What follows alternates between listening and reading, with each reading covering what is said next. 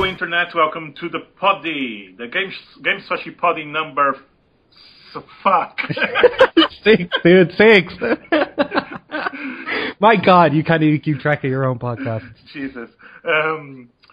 So, what are we going to talk about this week, Alan? We don't have anything specially prepared, just, I guess, topics off the top of our heads, right? That's usually the case, yeah. As always. As always.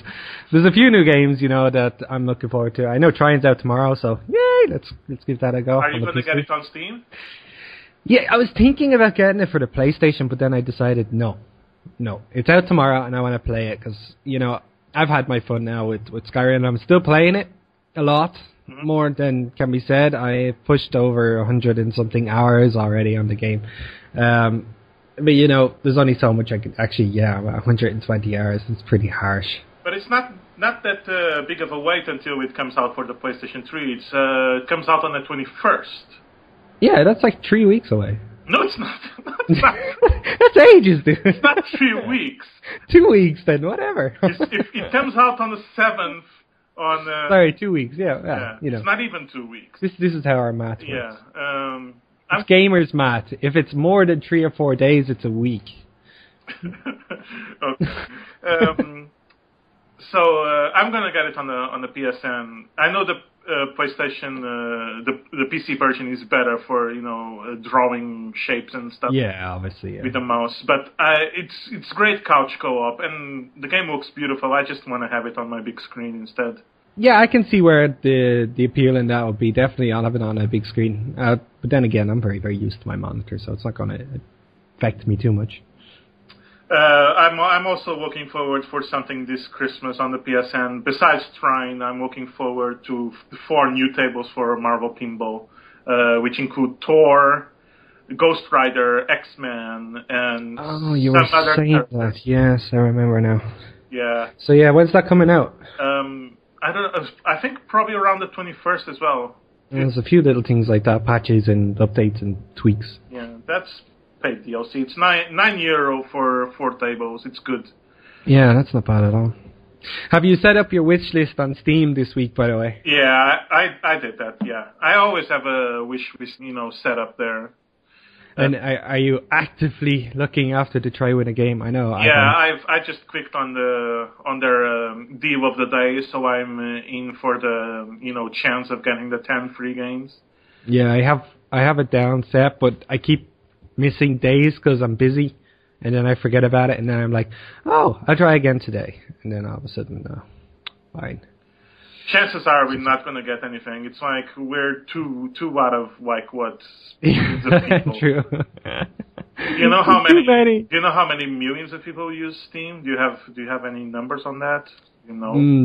Not off the top of my head, no. But generally, when you go to the actual feature, it tells you like, oh, there's 4 million gamers online at the moment. But that's like at this exact second. Yeah, exactly. I mean, God knows how many when it hits max. If everyone was on at the same time, I'm sure there's I don't know, I would estimate that it's around more than 20 million, right? Oh yeah, easily. Easily, right? Yeah. Sure, they said something. I remember when Deus Ex Human Revolution came out. They kind of somewhat released sales for that when they said they were going on. It was like all this controversy of how Xbox and PlayStation 3 is beating, PC in regards to sales. Did they actually release the Steam and then they turned sales? around and they turned around and said, well, Steam sales got somewhere around the 50 million mark. And it was just like, lol, owned. Yeah. Okay, how about EA? Did you read the news about that? I'm pissed off with EA at the moment because I live in Slovenia. Yeah. EA are not letting me get my Star Wars online, so I have to wait. Star Wars: The Old Republic, yeah. It's not coming out in Slovenia, or is it going to be delayed in Slovenia? What's Oh, no. I'm sure the shops here will pick it up, but they'll only release it on the day. I can't get my pre-order or 5-day advance because it's not in the region. Seriously, like, what the fuck? Last I checked, this was EU. Well, it's the back alley of the EU, I guess. Yeah, whatever. It's up and coming, I tell you. Yeah, I read something about the fact that online passes from EA games, they tend to expire after between 12 and 18 months. Yeah, that is shocking. That is just There's shocking. people buying fucking games brand new and they're not able to put the codes in because they expire. That's fucking retarded. What do you happen to know what actually happens after they expire? I have no fucking clue. That's probably the key information now. What happens after the game expires? Does it mean you can no longer play it? Do you have to pay to renew the thing? Because that will be the kicker. That'll be like if EA turn around and say, "Oh, you pay us another €10 and we'll let you play the license." Then what the online passes usually do is that they gate the multiplayer. You have the single player portion of the game, and the multiplayer is gated by the online pass. Yeah. In case of Mass Effect 2, it's DLC content. And if you buy the game used, the way you do it is that you go on the PSN store or Xbox Live Arcade and you buy the pass for like €10 or something. Yeah. For example, if I bought Mass Effect 2 used and my code didn't work, if I bought Mass Effect 2 used and didn't have the code, of course, because someone else already used it, then I could still go on the PSN and give €10 to EA to get the DLC that should come with it, if I bought it new. However, I don't know what happens when the DLC codes themselves expire. It's crazy. And it just pisses me off when I look at the state of the industry today. For example, I can buy, here in Sweden, I just held the other day, I held in my hands a brand new copy of Kingdom Hearts at a store. Yeah. And it was brand new, and I knew that if I know that if I were to buy that game, I already have it, but that's why I didn't buy it. Yeah. If I were to buy that game now, it's like 10 years after the original release. It's still brand new. The copy was not opened. I know that I could bring that game home and have the full fucking experience with no worries about fucking codes. I cannot say the same thing about Mass Effect or Dragon Age or whatever EA is going to put out next in 10 years from now. True. There's the problem. There's the problem of the codes expiring. There's the problem. Could you say that about Steam as well, though? I mean, I don't know where my games are going to be in 10 years. I trust fucking Valve. But yeah, I trust them not to do it. I mean, how long have you actually been with Steam now? Let's see. I think 2006. So yeah, maybe about 5 years, pushing 6 years. Yeah. 2006. That's 7 years now. Yes. I suppose, yeah, if you think about it, it hasn't really changed that much in that time. It's still offering the same stuff it did back then. Wait, is it 7? Fuck, my math is really bad. But yeah, I suppose if you look at it that way and realize years, that 5 years. Yeah. If you look at it that way, that everything is still there and available for me whenever the hell I want it. Yeah. It's pretty amazing. Even the games that EA pulled off of Steam, you can still get them if you paid for them.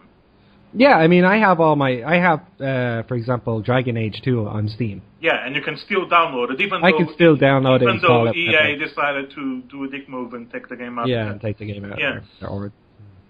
So, yeah, but when it comes to digital,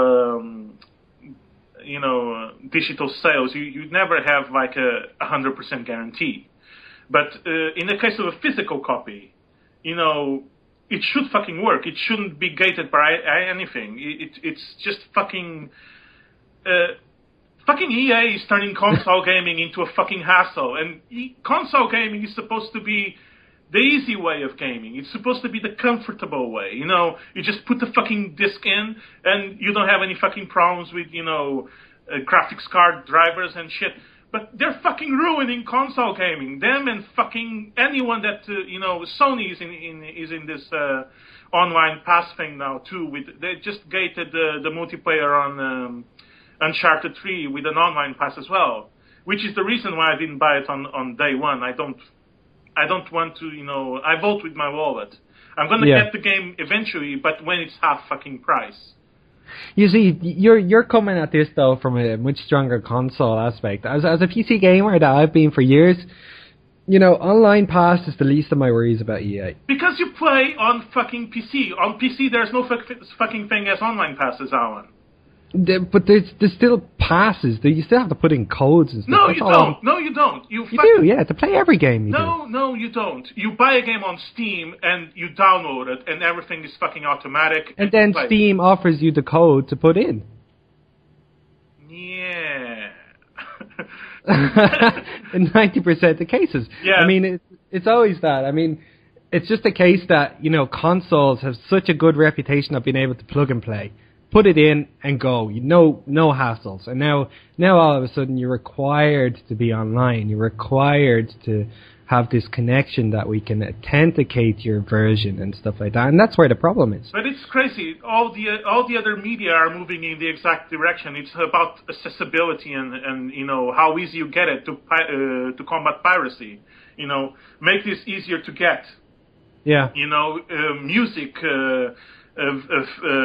Video, movies, series, everything's easily accessible nowadays, be it with Netflix or whatever that thing we have here in Europe. I don't know, Love Film or something like that, right? Yeah. Yeah. It's making it easier for people to access media, but video games are making it hard, and it shouldn't be that way. Mm. I mean, fucking hell, we have a game like fucking Skyrim where you put it in, you don't have to worry about online passes or anything, and it makes so much fucking money. You don't really need fucking online passes to make money. It's true. Skyrim is definitely the ultimate key in that regard, and they've shown it by sales. You don't need that stuff to do it, because it's just the quality of the game, full stop, that wins. Yeah. But anyway, EA is just making... console gaming a fucking hassle. It never happened to me. I have some EA games on the console, on the PS3, and it hasn't happened to me that to have a invalid or expired DLC or online pass code. Yeah. But if that happened to me, I would have been so fucking upset. Because then instead of just experiencing the game, then I have to contact EA and lose my fucking time to get it fixed. Yeah, Jesus. I don't know what it's going to be like. I'm tempted to say wait and see, but at the same time, you kind of want to push towards stopping it. Yeah, this thing has to stop. Has to stop right now. Yeah. And what else EA is doing right now? Oh, they're banning people from their fucking forums. Oh, that one was ridiculous. I read that. It was by Jim Sterling, wasn't it? No. Yeah, you read it on Destructoid. I read it on Destructoid, yeah, it was quite interesting. Yeah, Jim Sterling didn't ban anyone, though. No, he wrote a review on it, it was quite... you mean the article, yeah. Article, yeah. Yeah, EA is banning people for being sweared at on their forums. And if you get banned on their forums, since EA uses the same account as you use on the forums, is the same account you use on your fucking games... If your account is banned on the fucking forums, you get banned from your fucking games. And this is not the first time it fucking happens. It shouldn't have happened in the first place, and now it's happening to innocent people. Some other users swore, with on the post and put some other username's name on that post, and that guy got banned for some other. Yeah, because his actual username was on the post. It's ridiculous. It really is. I don't understand it. It seems like it was a programmed system that picked up swear words and associated with the name incorrectly. And the problem is EA haven't done anything about it. At least not yet. There's no fucking excuse for this. Not even Blizzard did shit like that back in the day. True. Blizzard had a few bans as well. Blizzard once banned an arena team, a high-rated arena team. Oh, because of their name, I remember that. They were called Naga Stole My Bike. Naga Stole My Bike, yeah. It was a 3v3, I think, and that was ridiculous too. Yeah, someone took offense, that's how it is, all it takes is one person. Especially Blizzard, since they make what's it called? The trolls. They're basically caricatures of Jamaicans. Yeah. And Blizzard has this double standard. Yeah, we can make fun of other races and other cultures, but you cannot. You cannot make a little wordplay that Fuck you. Yeah, well, come on. Who wants to make fun of races and cultures anyway? I mean, it's like... It's a double standard. It's the double standard that annoys me. Blizzard make, the trolls. They're basically Jamaican. Yeah. They even do capoeira, which is... which is Jamaican. It's not Jamaican, but it's it's from Brazil, and, Brazil has a lot of, darker people. Yeah, the martial arts dance, yeah, okay. Yeah, so, and they even sound Jamaican, they even say mon like the Jamaican do instead of man. Yeah, but, at the same time, that's... I don't even know if that would be considered a bad thing. I mean, if anything, you're complimenting. Because you're not saying... It's not really a racist mark to say a troll is Jamaican. I mean, trolls are awesome in the game. Yeah, they are. But they're also like, the underdog of World of Warcraft. And perhaps a little bit. But, it's the same with the wolves. What was the wolves that he released in the last expansion? And they were British. There's more comedy in that than seriousness. I think what they don't like is the actual seriousness of the level of racism that can be portrayed from users. Especially, my bike isn't really... That's all it takes. It takes is one person to take offense to something. I mean, I've seen some names that have, I turned around and went, wait, what? And then, they got by, and then some other names that I wouldn't even have thought would be an issue got banned because they were offense to someone else. It's just... They can't cover everyone. That's the problem. And, there's so many different opinions and things like that. So, speaking about World of Warcraft stuff, what was the funniest character names you've seen in World of Warcraft? Oh, God. Oh, I can't think of any off the top of my head. That actually made me laugh. I think one of them was, it was a Tauren cow, and he called himself MacBurger or something. There was an orc hunter called Bowjob. Nice. And there was an orc warrior called, I think it was an orc warrior, called Orcgasm. Orcgasm and Bowjob. Yeah, so people come up with some really unique stuff. Quite interesting. Yeah.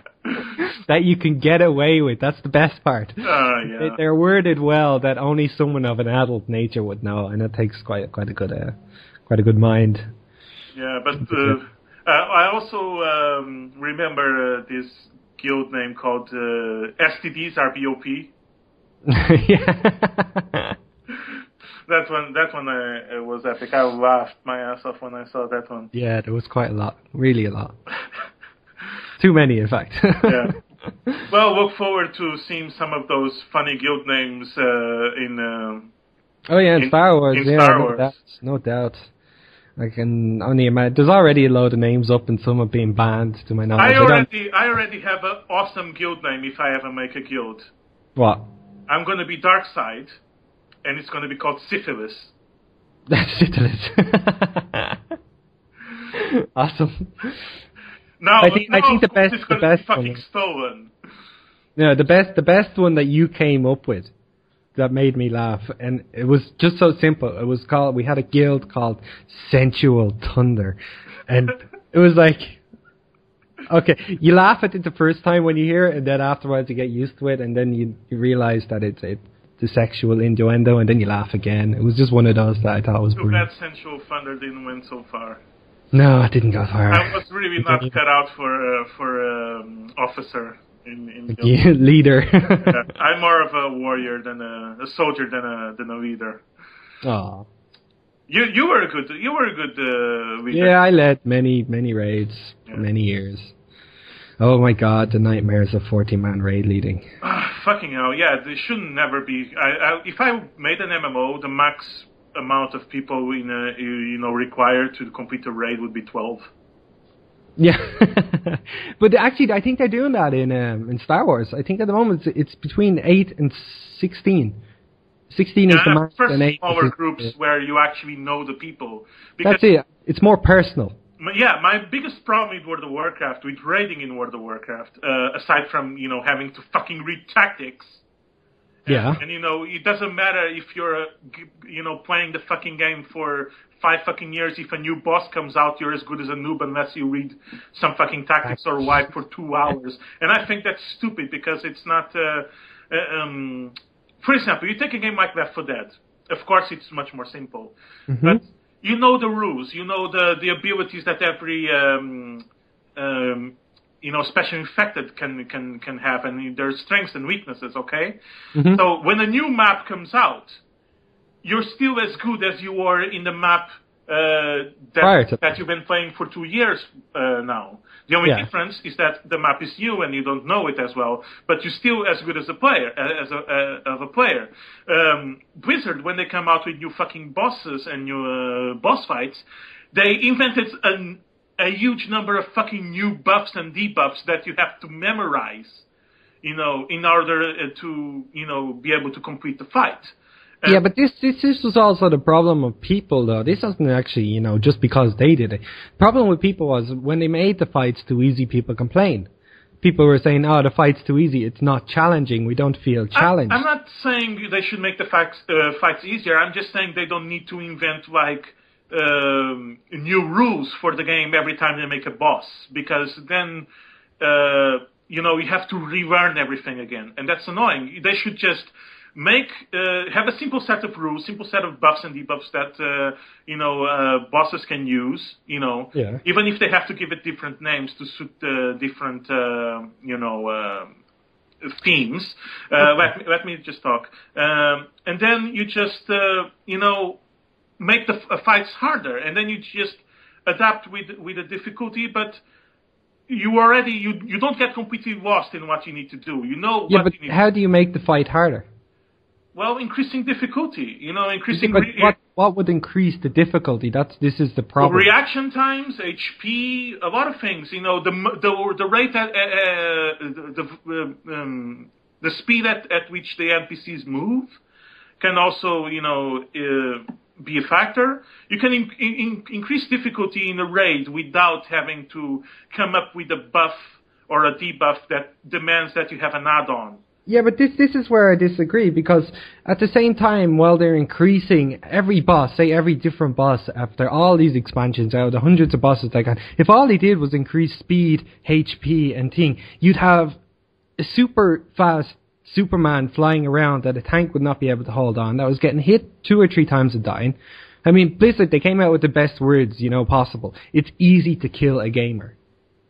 It's easy to kill a gamer, but it's not easy to challenge them. And, I don't think it's a problem. The fact that you had to learn them, it was the problem. They could have made it a little bit more, what would be the word, easier to figure out for players, rather than forcing coordination of 25 people to move left 3 steps. In order to think. It's fucking... when I played World of Warcraft raids, it didn't feel like an epic battle. It never felt like an epic encounter. It felt like community theater. I knew my place, I knew where I needed to be, and I knew, the tactics, if I bothered to read them. It felt like, theater. It didn't felt like a real fight where my reaction skills and my decisions matter. I was a robot there, programmed to do the fight exactly. That's a problem. I agree. That is a problem. And it gets so fucking ridiculous that you get fights like the Blood Princess or the Blood Queen in Ice Crown, where you have to download an add-on just to be able to, see who's going to be bitten next, and, stupid game mechanics that add nothing to the game whatsoever and force people to, dance around like little puppets. It's not really, compare this again to Left 4 Dead, which is, I know it's not an MMO, but every fucking fight is different, Zombies can come from whatever side, special infected can come from anywhere. And what matters as a player is how fast can you react and the decisions that you take during the fight. Yeah. In World of Warcraft, you take no decisions. You follow a fucking script. And that was my biggest problem with raiding. The second biggest problem, and that's where this whole thing started, was that the fact that in World of Warcraft, you're playing with 25 other fucking people who couldn't give a fucking shit about you, and will get really pissed off if you get one item that they fucking want. Well, I put that down to maturity of the people that you play with. Yeah, but it doesn't matter if you're a fucking 40-year-old, CEO. You're gonna act the same fucking way. No, that's not true. I mean, I was playing in a guild for 10 people for a good year or so, and it was definitely a lot more fun. I mean, we didn't fight over items, didn't have an argument or any issues over that. It was just whether or not we could do the thing, and then we geared ourselves up based on allowing us to get through to the next encounter. But that was that. I mean, yes, I have been there. I have seen the loot wars that went on, especially even when there was 40 man, it was 60 times worse than it's available. Yeah, and then 25 man is still too much. If I did an MMO, I would make normal groups, 6 people tops, raid encounters, 12 people tops, and you don't need more than that. I mean, you cannot. Having 10 extra people there, it doesn't add anything to the fight. Really. Yeah. And you're just playing with fucking strangers at some point. I remember this time in the guild that you and I were in. I'm not going to say any names, but I had a lot of DKP, and we were doing, this was in the Burning Crusade times, we were doing VAC Tempo, and I finally got, some tier 6, part of tier 6 that I wanted. And it was the last piece that the main tank wanted, that the main tank needed. Yeah. He had fucking full tier 6 except for the helm or the shoulders. I don't remember what part. And I had a little bit tier 6, and I really needed that to improve my DPS. I got the stuff. Everyone, in the raid channel, congrats, really glad you got it, blah, blah, blah. The same fucking guy, the same fucking main tank, later on, after the raid, I popped into his vent channel, and he probably didn't notice me, and he said, that motherfucker just took my fucking tier 6. How dare he, I could have had the full set. Yeah, you think, this is also an issue I get there. I think when the game gets to that level, no, I've been there, done that myself, but when it gets to the point where the pixels on the screen mean more to you than the person that helped you get them, then the game becomes a stopper for me. That's it's a time to break, get the fuck away from it, because it's getting too emotional, and it's affecting your daily processes and your normal emotions because of the fact you're getting upset over something someone else took in a computer game where it should always be fun, where you should be enjoying the game and having fun, having a laugh, having such and such. The moment it starts getting into all of this but the moment the game forces you, the moment you're so invested in a game that you love it and you want to play it all the time, and the game forces you to team up with 10 extra people that you don't care about, just to be able to do, achieve as much as you can with your character, then, it's natural that this thing occurs, because everyone is there. They're not there as a group of friends that are playing, with each other, and they don't see it as every wood we get benefits the whole group. They don't see it like that. Yeah, but that's just how WoW has gone. Smaller guilds do that, especially since the 10-man guild started, popping up. Smaller guilds do that. But bigger guilds, the ones that want the biggest rewards and stuff, you have a core of people, 6, 7 people that know each other and love each other. And, they're probably friends outside of the game. Yeah. And then you have those other fucking people there that, are there just for the loot. I was one of them.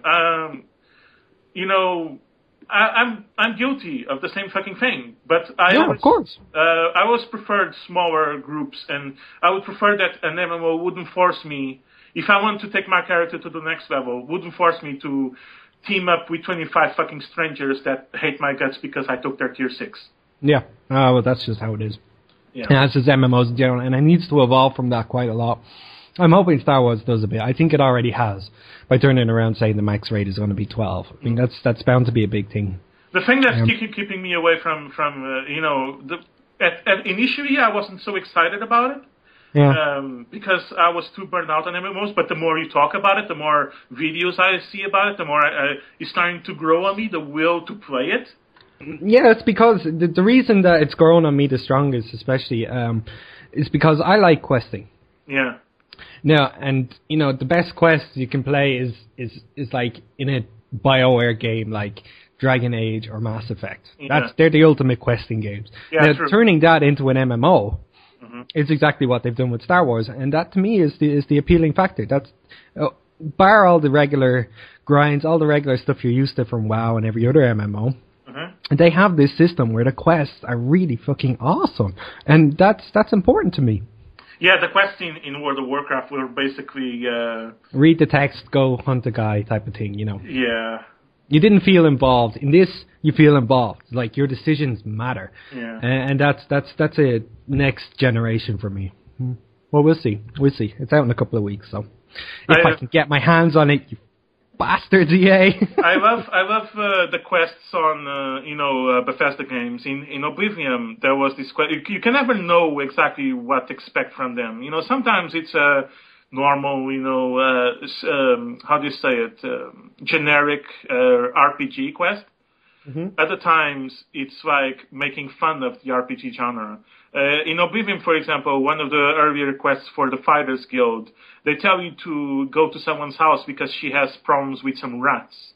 And you assume that you go there to kill some fucking rats. Yes, yeah. And you get there and she says, someone's killing my fucking rats! Find out who it is. And that was hilarious. Yeah, it's a nice little twist like that. Yeah. But yeah, I can only look forward to it. Because the, kill rats thing is used in so many RPGs. It's usually the first quest,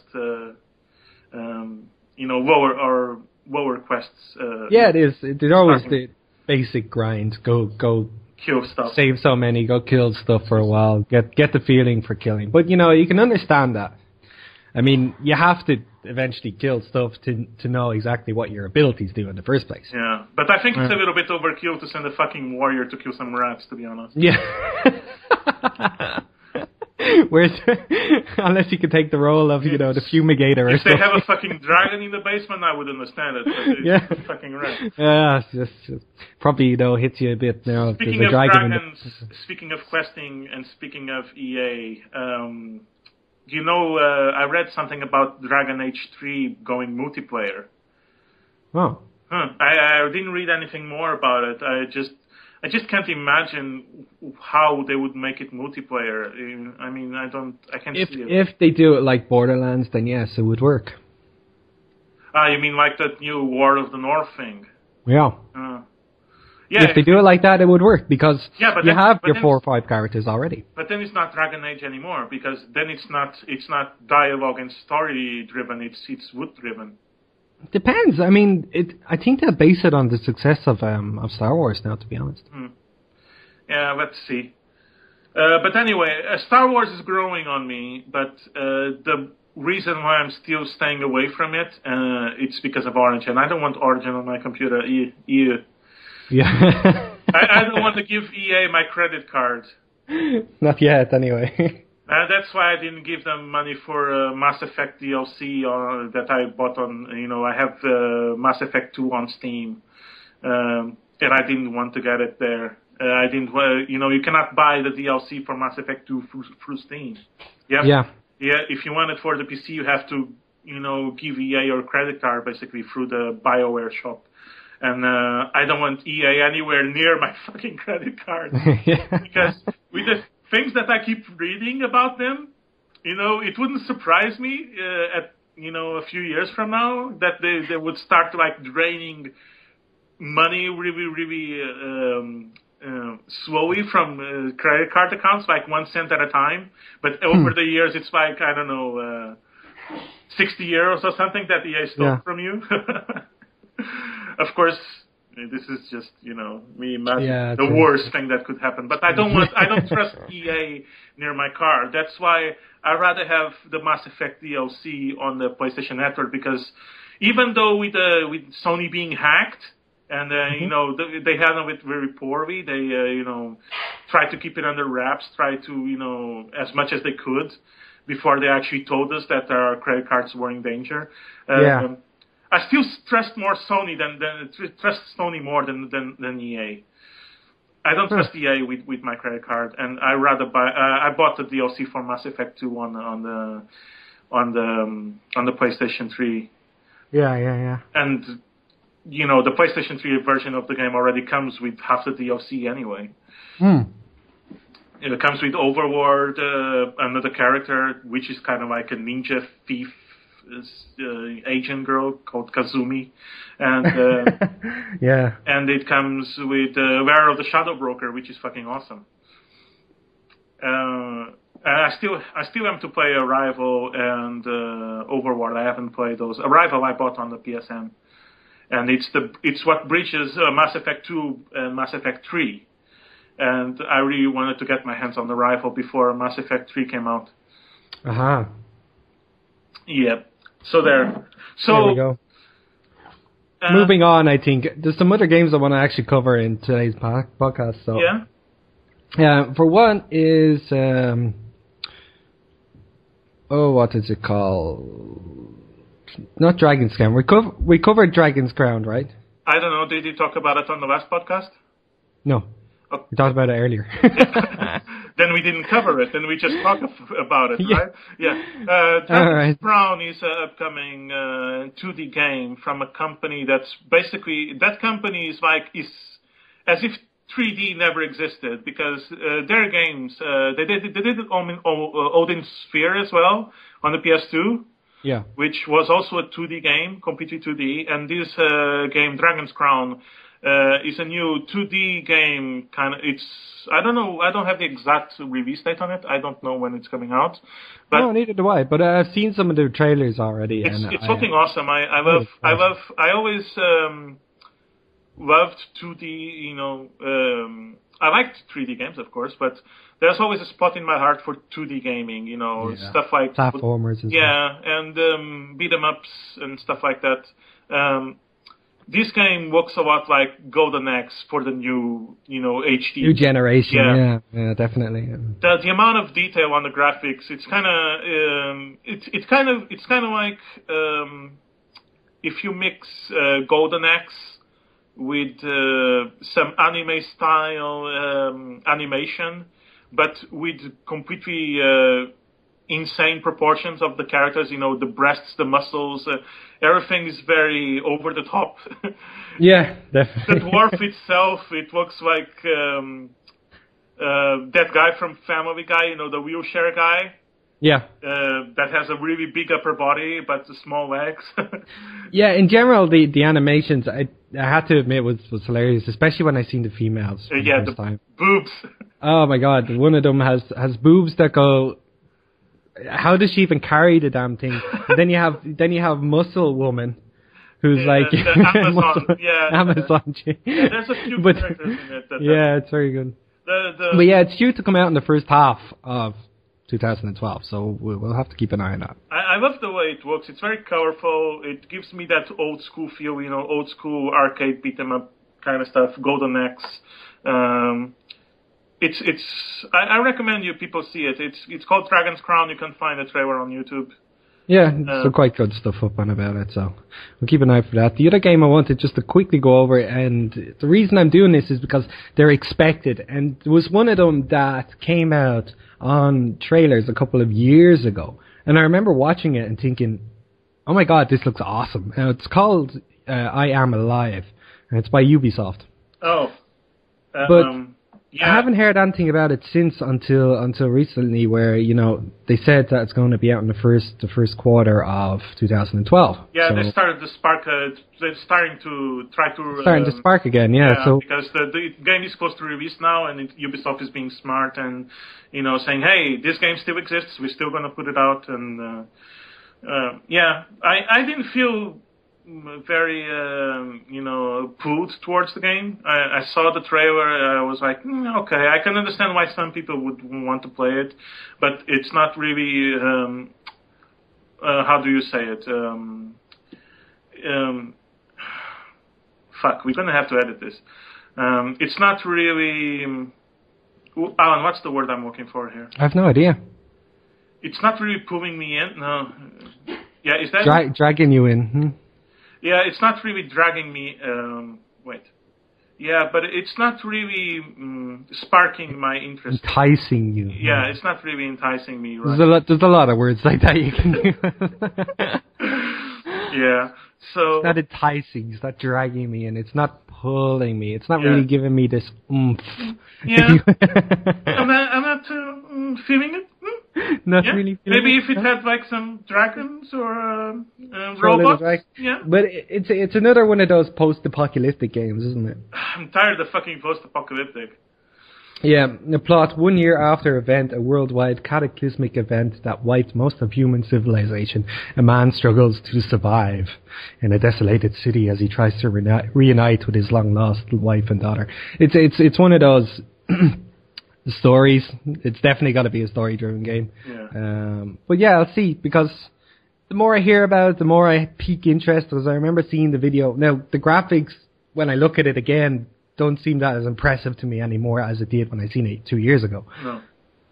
Yeah. But that's not to say the game won't be fairly awesome. So. Any other games you want to talk about? They were the top two off the top of my head. Half-Life 3, yeah. The Half-Life 3 t-shirt? Yeah, this like I said, alright, so this is the situation, guys. Steam or Valve have let a guy that works for them run around in a t-shirt that has Half-Life 3 written on it. It has the Half-Life 3 logo. It's like the Half-Life 2 logo. Yeah. But it has a 3 instead of a 2, and this got people really excited. And this is turning into a controversy, I think, about it. So what's happening here now is either Valve are being extremely intelligent and starting it off with a whisper. You know, there's a Half-Life 3 out there. I think it's going to come out. I think it's going to come out after Counter-Strike Global Offensive. I think. But that's it. I mean, we're basing it on a T-shirt right now. What else can you It only makes sense. It only makes sense. I mean, they took Counter-Strike, and Counter-Strike is a really still really popular game. It's still like on the top 10 played games on Steam. But you know, and they're making Global Offensive for that market, and they already made a new portal. You there? Yeah, I'm listening. They already made a new portal for the Portal market. Team Fortress 2, you don't need a new Team Fortress because it's always expanding, always adding new content. So the only thing left for them is Left 4 Dead or Half-Life 3. And since Left 4 Dead is in the same room as Team Fortress, which is always being updated for free, which why I love Valve, you know, with new maps and new campaigns. So the only thing for them to do after that is either a new IP, Portal 3 maybe, but I don't think they would new not new yet. Portal. I don't think they'll be doing so that it's yet. either a new IP or Half-Life 3, and since people have been begging Valve for Half-Life 3 like 3 for ages, and Valve actually listens to their fan base. So I would say pretty soon Half-Life 3 is going to be announced. Yeah, we shall see. Still, it's intriguing that it's out on a T-shirt at the moment. I'm looking forward to when it comes out on the cup. PlayStation, Sony has actually announced something that they announced that they were going to announce a game. They announced that they were going to announce a game that you wouldn't believe, and this was going to be a PS3 exclusive. I don't have much info on it, but I read a comment that said, someone on the website, I think it was on the Structoid, some guy said, an exclusive you won't believe, and a Half-Life 3 t-shirt on the same week. Half-Life 3 for PS3 is coming. Probably, yeah. Because that would be an exclusive you wouldn't believe. Actually. Yeah, true, after all of this time. But, God, when was Half-Life 2 out? I don't know, 2005? 2005, 2006. Yeah, it's around that general era. But my God, yeah, I suppose it's been 6-7 years now. I have the collector's edition of Half-Life 2, which came with a t-shirt, which unfortunately it's too small to fit me because I'm so fucking huge. When I moved in with my girlfriend, I said, this is my Half-Life 2 t-shirt. I give it to you as a sign of how much I love you. She uses it to sleep on. She doesn't use it to go out. I gave her my fucking Half-Life 2 t-shirt. She uses it as a fucking pajama. Well, there you go. That's how it works. Yeah. So anyway, yeah, just quickly checking, getting our facts right. It was actually on November 16th, 2004, Half-Life 2 released. So yeah, they're pushing quite a while. Right now, my love-hate relationship with Capcom is still boiling up in my brain because, Marvel vs. Capcom 3 came out in March, right? Mm-hmm. I got that on the release day as an early birthday present from my girlfriend. So we paid full price for it. 6 months later, not even a year later, 6 months later, they announced Ultimate Marvel vs. Capcom 3, which has 10 more characters, more more things in the game, more modes, more abilities. So 6 months later, they announced that my copy of Marvel vs. Capcom 3 would be basically obsolete. Uh-huh. And not even that, the game can't even be fucking patched. You cannot buy a patch for my Marvel vs. Capcom 3 to make it, Ultimate Marvel vs. Capcom 3 like they did with Streetfighter Arcade. Yeah, in the arcade. So they actually released a patch for that, did it? Because I bought Streetfighter Arcades directly. Yeah, you bought it when it came out for the PC, complete. Complete. Yeah. So I had Super Street Fighter, so I dropped 16 euros on the PSN and got the arcade. Oh, that's a kind of a sweet deal, I suppose. And before that, I already had bought the Super Street Fighter 4. But that was easier because not only it had 10 characters extra, the same as Marvel vs. Capcom, Ultimate Marvel vs. Capcom, but it had more maps and tweaks and stuff. But it came out so far apart. The time between Street Fighter 4 and Super Street Fighter 4 was over a year. And here in Marvel vs. Capcom 3, you have a new game being announced 6 fucking months after. And now the game is out. Not even a year after, the game is out now. So basically, my Marvel vs. Capcom 3 is obsolete. It had 9-month lifespan, basically. It's a bit too fast. It's a bit too fast. And now I'm like, the Ultimate Marvel vs. Capcom 3 is in stores. It costs 30 euros. And I'm like, fucking, do I buy it? Do I not buy it? What do I do? Yeah. I'm mad at Capcom for doing this to me. At the same time, I love my Marvel vs. Capcom 3. Yeah, I can see why. Because there has to be kind of a level of time when it comes to these things. With every game, I know, for example, like you can take WoW as an example with the expansions. They won't release them before a 2-year period in general. There should be a fucking law that says, if you're going to release an improved version of the same fucking game, you have to either being able to patch it so that people don't need to buy a new version of the game. So I could imagine I could buy an add-on for 12 to 16 euros on the PSN and make my version the ultimate version, like they did with the arcade edition for Street Fighter. Or if they do that, if they decide to release it as a copy, as a hard copy version, as a disc version instead, because they said they couldn't release this as DLC, they wouldn't be able to do it. That's why they needed to do it with the disc.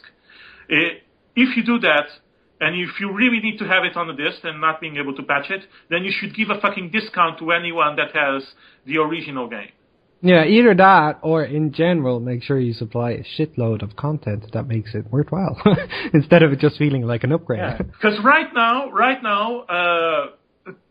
Street Fighter versus Tekken, Street Fighter Cross Tekken, because that's what's the real. Oh yeah, because I seen some of the trailers for it. Yeah. Which is stupid. Why didn't they call it just fucking Street Fighter versus Tekken?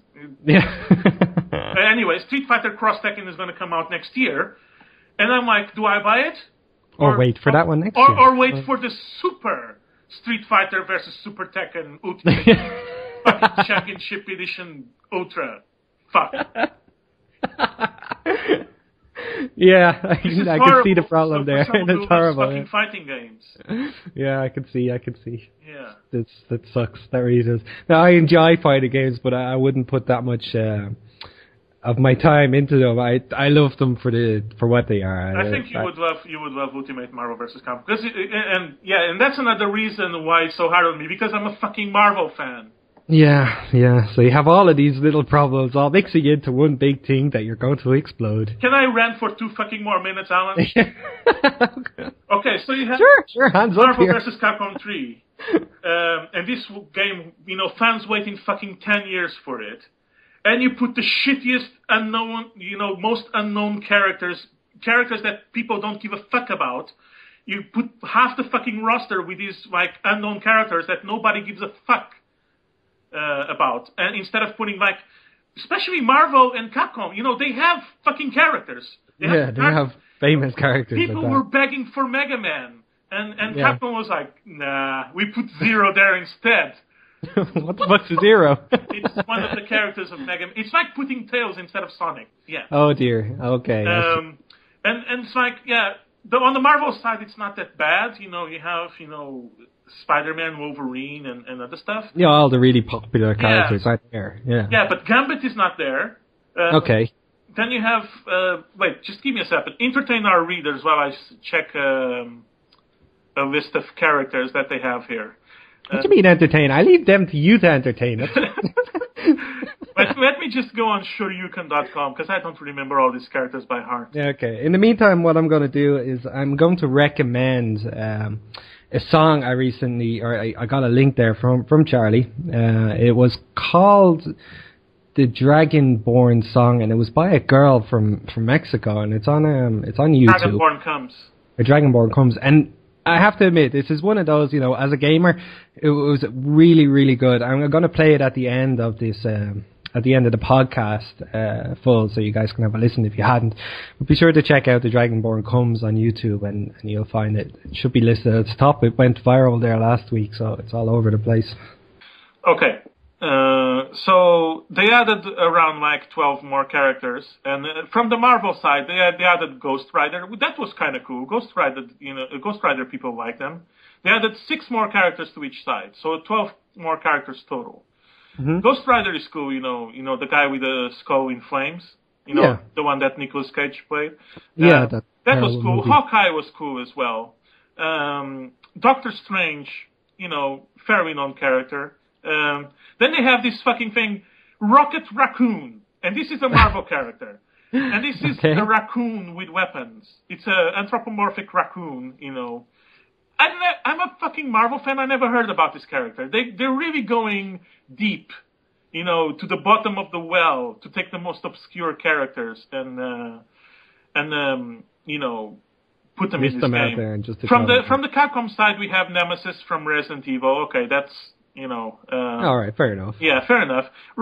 Strider Ryu, which should have been there in the first place, in the original game, since it was one of the most popular characters in Marvel vs. Capcom 2. You have Phoenix Wright from the Phoenix Wright Ace Attorney games. Frank West from that game with the zombies. You have Dante's brother, so now you can have a full Devil May Cry team if you want. And you have this character called Firebrand, which is basically NPC from Ghosts and Goblins. It's not even a fucking main character of a fucking video game. It's a NPC from Ghosts and Goblins. And I hope at least I don't know if this is a main character from any video game. I don't know. Anyway, it's characters, the one Firebrand from Capcom side, and the Rocket Raccoon. And what else? Iron Fist from Marvel and Supernova or Nova, whatever it's called. These characters could have been replaced with much cooler characters that the fans actually care about. There's it's Marvel versus Capcom, so big part of the demographic playing this game. It's not only fighter freaks that play this game. It's Marvel and Capcom fans. So I can see. So I would really like, where's Gambit? Where's Cyclops? Where's... all the real big characters that most people... Fucking Green Goblin, Dr. Octopus, fucking Venom. Yeah. Could have been here. Instead we have Rocket Raccoon. Thank you, Capcom.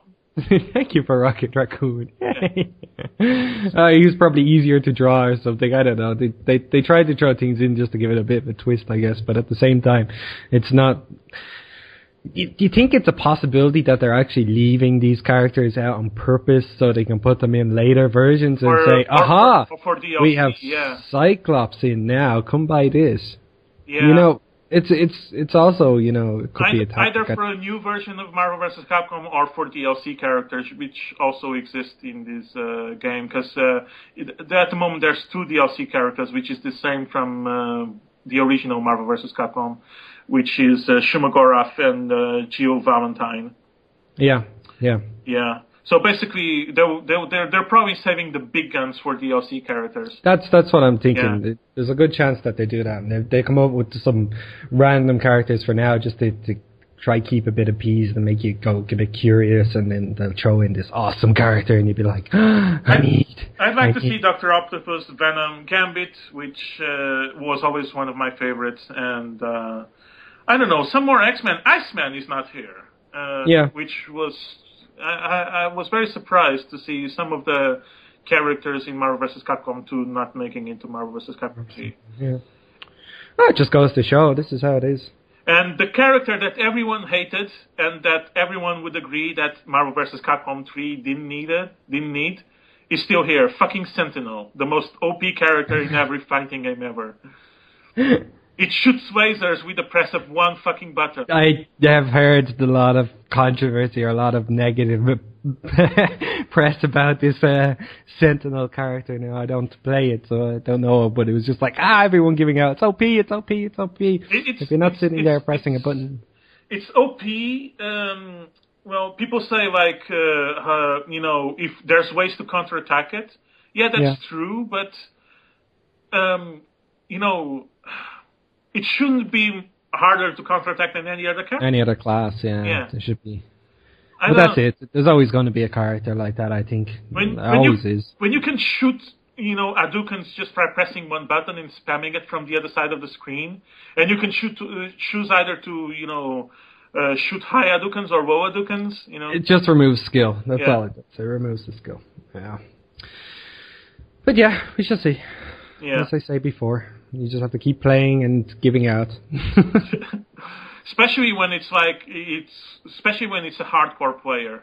With you know, even if you're able to beat his first 2 characters, you know, you get to Sentinel and you get totally, you know, because hardcore players can take a character that's so OP as Sentinel and make it into your worst fucking nightmare. Yeah, I see.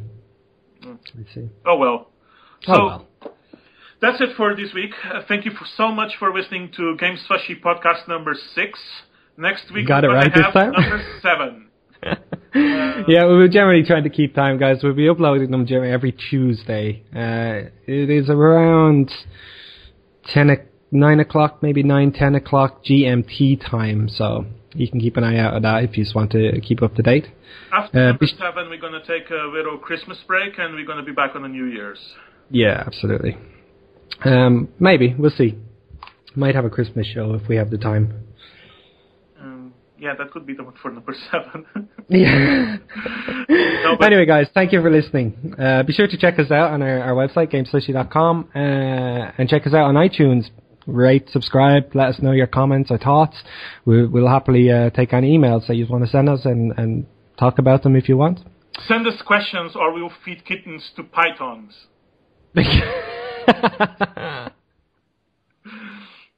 Just to throw that in there.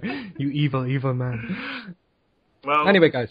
Anyway, bye-bye. Thanks for watching. I'll see you next time.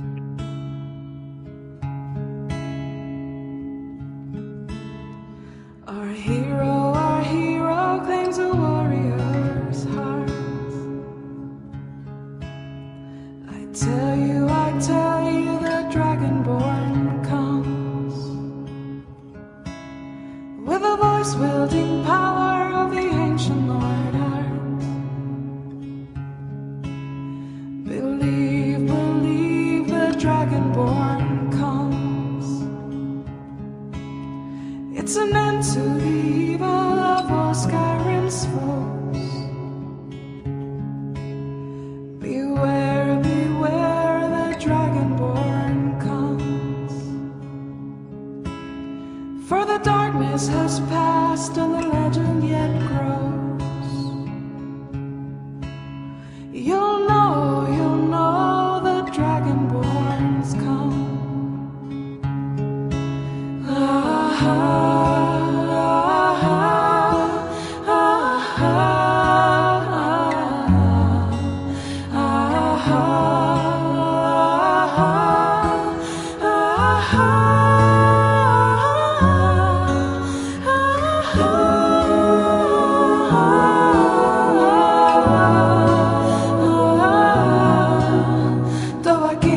Zobakin, naloksin lasvarin, Wodain vokul, maferakastan, Arfinor og paran, Vudnos honsin drossan, Dovakin, Vahir.